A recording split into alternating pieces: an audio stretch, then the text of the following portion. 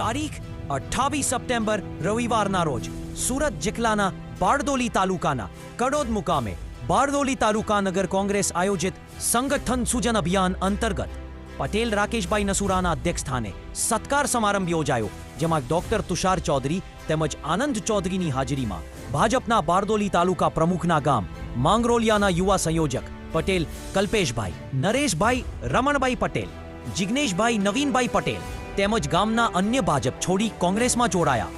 હળપતિ સમાજના આગેવાનોનું પણ સાલ ઓઢાડી સન્માન કરવામાં આવેલ, તેમજ ભૂતપૂર્વ જિલ્લા તાલુકા પ્રમુખ સભ્ય તેમજ મહિલાઓનું પણ સાલ ઓઢાડી સન્માન કરેલ. મોટી સંખ્યામાં કાર્યકરો આગેવાનો હાજર રહી કાર્યક્રમને સફળ બનાવ્યો હતો. તુષારભાઈ દ્વારા વોટ ચોરીનો મુદ્દો ગામે ગામે જઈને ઉજાગર કરીશું એવું જણાવવામાં આવેલ.